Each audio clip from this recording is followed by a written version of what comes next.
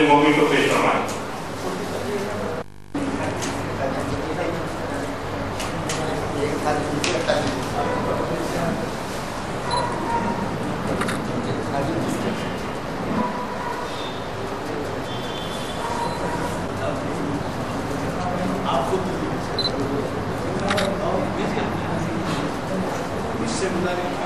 آپ سے گزارش کروں گا کہ پروفیسر مسعود احمد کی خدمت میں مومن کو پیش فرمائیں. پروفیسر مسعود احمد.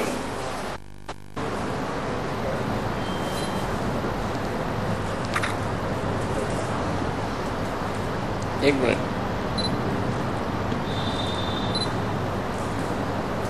میری پروفیسر محسن پانی صاحب سے گزارش ہے کہ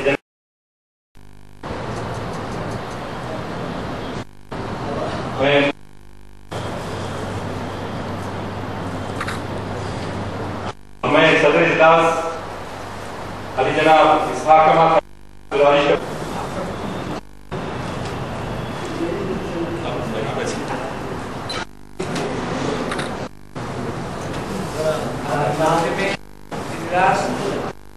بہت ہی ہمارے جناب ضیاء الدین میجر صاحب کی خدمت میں کیا جائے گا. صاحب سے خواہش کروں گا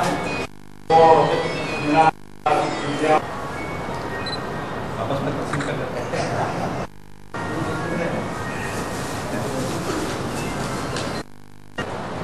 میں ایک ایسے اسکالر کو زحمت دے رہا ہوں جو حافظ قرآن کی اور ساتھ ہی ساتھ ندوے سے بھی فارغ ہیں. انہوں نے علی گڑھ اور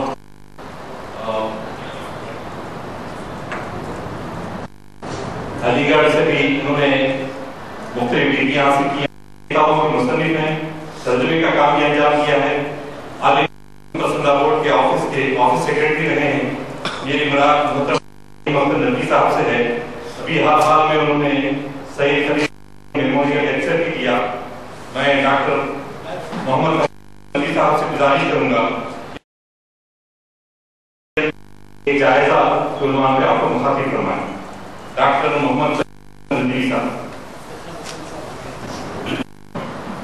الحمدللہ رب العالمین والسلام علی رسول محمد وعلى آلہ وصحبہ وسلم بإحسان ودعا بدعوتهم.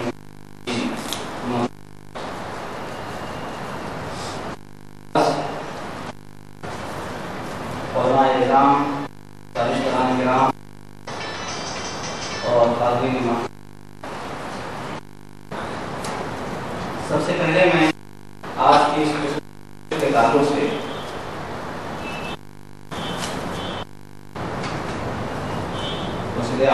منتظمین سے یہ پروگرام منعقد ہوتے رہے ہیں. جناب غزالی صاحب کی خدمت میں مبارکباد کرتا ہوں. مبارکباد اس لیے نبی کریم صلی اللہ علیہ وسلم نے ارشاد فرمایا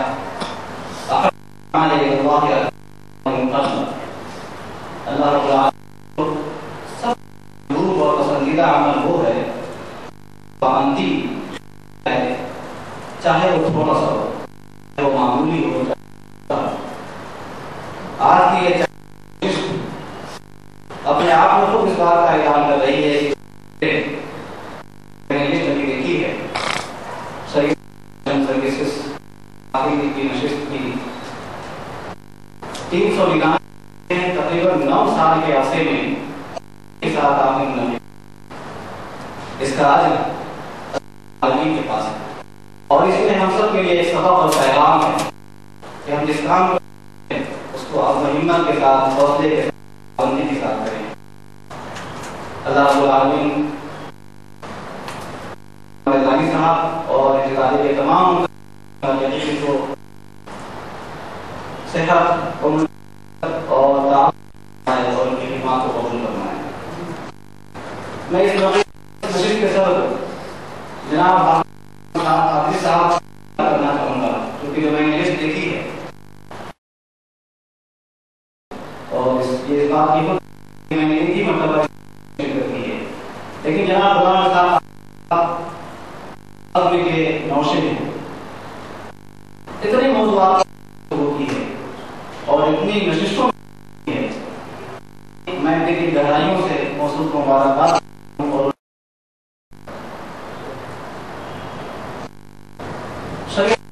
سروسز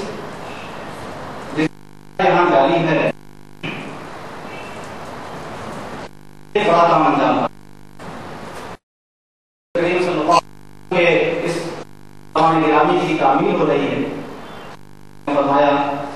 وعنی ولو آیا، اسے سنو میرے بارے میں جانو، وہ تک پہنچاتے گا، وہ چھوٹی بات کیوں نہ ہو، ایک آیت ہی کیوں نہ ہو، اور آپ نے یہ اس خوشخبری کے مستحق وہ سارے جنہوں نے کام کو چلایا پابندی کے ساتھ، کہ رسول کریم صلی اللہ علیہ وسلم نے فرمایا کہ اللہ تعالیٰ اس شخص کو تو میری بات سنی، اسے یاد اور اس کو تک پہنچایا، کیا معلوم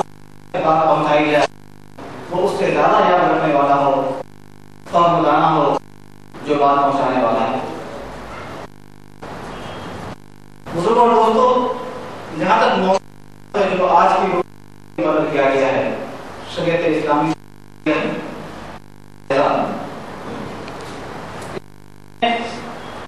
پہلے دو تین باتیں بہت مختصر طور پر کرنا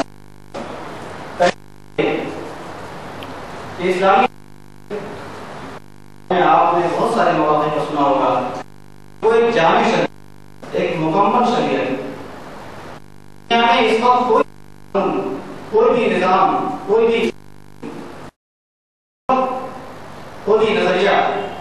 ایسا نہیں ہے کہ اس بات کرے اور اپنے دعوے کو ثابت کر لے جائے، زندگی کے تمام مسائل سے متعلق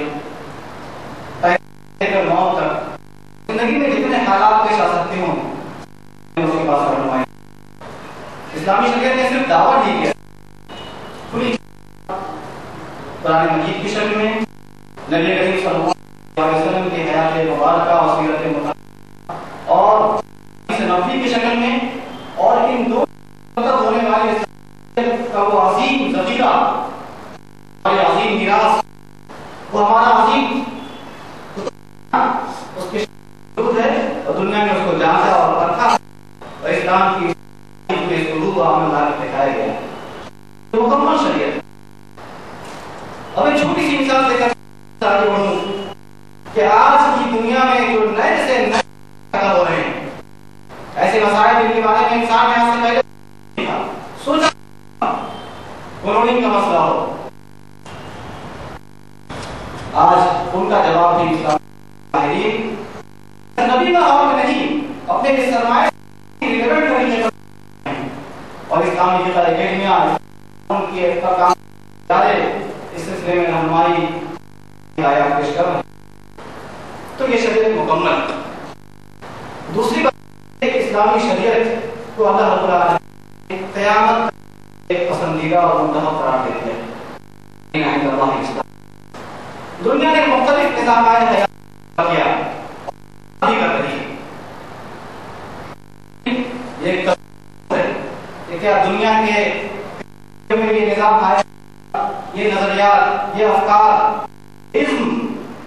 دنیا کے مسائل کو حل کیا؟ میں نہیں ہوں کہ دنیا میں آنے والے نظریات نے کوئی کنٹریبیوشن نہ دیا ہو، بہت سارے دیا ہے، لیکن اس کے ساتھ ساتھ بہت ساری ہیں، بہت ساری مصیبتیں، چونکہ کچھ ایسی بنیادی چیزیں ہیں نظام ہمارے حیات کا نظریات محروم ہیں شریعت کے اندر پائی، ان میں اللہ رب العالمین نے جواب دی کر اللہ رب العالمین کی جانب کی شریعت کے ہونے کہ انسان خود سے کوئی معلوم نہیں بنا، سارے بڑے بڑے مفتیان کرام علماء اعظام کسی نے بھی شریعت کے ضرورت کے برابر اپنی جانب سے نہیں پیش کیا، پابند ہے کہ جو اللہ رب العالمین نے گائیڈ لائنز متعین کر دیے ہیں، جو فریم ورک، جو حدود ان کے روشنی میں کا حل بتائیں، اسلامی قانون کیا بتائیں۔ اللہ العالمین نے اس اسلام کو، اس کی شریعت کو قیامت کا اپنا منتخب قرار دیا ہے۔ اعلان اسلام کے علاوہ کوئی لے کر آئے گا تو اللہ کے نزدیک کو قابل العالمین کی بارگاہ میں کے لیے کوئی بھی قابل قبول نہیں ہے۔ عملی پر، تحقیقی طور پر اس دنیا کے مسائل کرنے کا وہ دعویٰ شریعت کے اندر موجود ہے۔ یہ بھی اس بات کی دعوت ہے، یہ چیز کہ اسلامی شریعت کو ہم اپنائیں، شریعت کے علاوہ کوئی دوسرا متبادل نہیں۔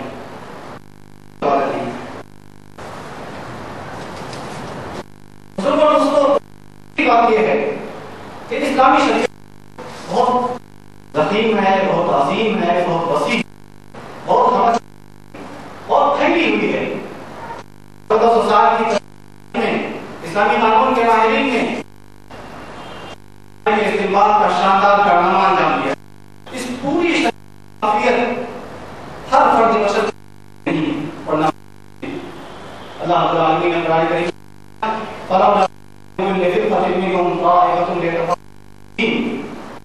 کیوں نہیں تم میں سے ایک گروہ، ایک جماعت جو آ کر اپنے آپ کو دین لگا دے، تو جاننے کے کام میں لگا دے اور اس میں لڑائی کر لگے۔ لیکن یہ درجہ بھی الگ ہے، یہ لوگوں کی جانب جو اپنے آپ کو اسلامی قانون بنا لے، جنہیں ہم علماء کہتے ہیں، فقہاء کہتے ہیں، مفتی، جو ہمارے ائمہ ہیں،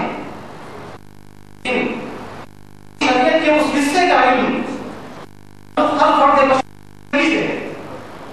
جس کا تعلق شخص کی روز سے ہے۔ شریعت کے اس حصے کا ہر ذمہ داری ہے اور اسی کی جانب اشارہ ہر مسلمان۔ یہ ایک چھوٹا سا حصہ کیا ہے، جائز کفر اور شرک کی حدیں کیا ہیں، اسلامی زندگی کے آداب کیا ہوں گے، کن کاروبار چاہے تجارت میں ہو، اپنی فیکٹری چلا رہے ہو، سماجی خدمت، جس کام میں ہے اس کام کے ہدایات ہیں، ان چیزوں کو جاننا تو ہر شخص کے لیے ضروری ہے اور اس سے مفر نہیں ہے۔ ٹھیک جس طرح ہم کسی قانون کو توڑ دیں اور یہ کہیں کہ مستقبل تھے اس لیے ہمیں بری کر دیا جائے، اس کی بارگاہ میں نہیں کر سکتا کہ جس کام سے ہم متعلق تھے اس کے تعلق سے